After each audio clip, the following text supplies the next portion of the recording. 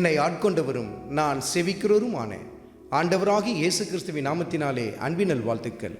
கிறிஸ்து இயேசுக்குள் மிகவும் பிரியமான அன்பு சகோதர சகோதரிகளே, நீதிமொழிகளின் புத்தகத்தில் 12வது அதிகாரத்தில் 15வது வசனத்தில், மதியீனனுடைய வழி அவன் பார்வைக்கு செம்மையாயிருக்கும், ஆலோசனைக்கு செவி கொடுக்கிறவனோ ஞானம் உள்ளவன். கர்த்தருடைய ஆவியானவர் இந்த இடத்தில் 2 நபர்களை குறித்து எழுதி வைத்திருக்கிறார்.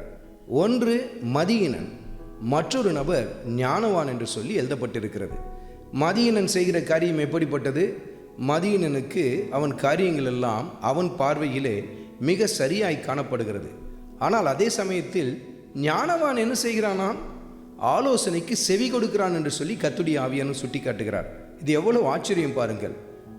இது எப்படியா இருந்திருக்க வேண்டும்? மதியீனன் தான் ஆலோசனைக்கு செவி கொடுத்திருக்க வேண்டும். ஆனால் அவன் என்ன சொல்கிறான்? நான் செய்கிறதெல்லாம் சரிதான், நான் பண்ணுறதெல்லாம் சரிதான் என்று சொல்லுகிறான். ஞானவான் எப்படி நினைத்திருக்க வேண்டும்?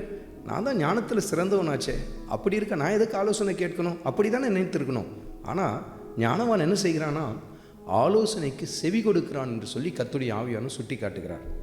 இந்த 2 காரியங்களை நம்ம வெளியரங்கமாக பார்க்க முடியும். மதியினத்தில் இருக்கிறவங்க பாருங்கள், தாங்க சொல்கிறது தான் சரி, தாங்க சொல்கிறபடி தான் எல்லாம் கேட்கணும், இப்படிப்பட்ட ஒரு மமதை அவர்களுக்குள் காணப்படுவதை நம்ம பார்க்க முடியும். அதுவே ஒரு வெளியரங்கமான அடையாளம். அவர்கள் மதியினத்தில் நிறைந்திருக்கிறார்கள் என்பதற்கு வெளியரங்கமான அடையாளமாய் காணப்படுகிறது. ஆனால் நல்ல ஞானவான்களை பாருங்கள், அவர்களால் சிறந்த முடிவை எடுக்க முடியும். ஆனாலும் ஆலோசனைக்கு கீழ்ப்படிவார்கள். நல்ல ஆலோசனை கொடுக்கப்படும் பொழுது அதை ஏற்றுக்கொள்ள ஆரம்பிப்பார்கள். பாருங்கள், அருமையான மகனே, அருமையான மகளே, உன் குடும்ப வாழ்க்கையிலே நீ எப்படி செயல்படுகிறாய் என்பதை நிதானித்துப்பார். ஊழியத்தில், வேலை ஸ்தலத்தில் எப்படி நாம் செயல்படுகிறோம் என்பதை நிதானித்து பார்ப்போம்.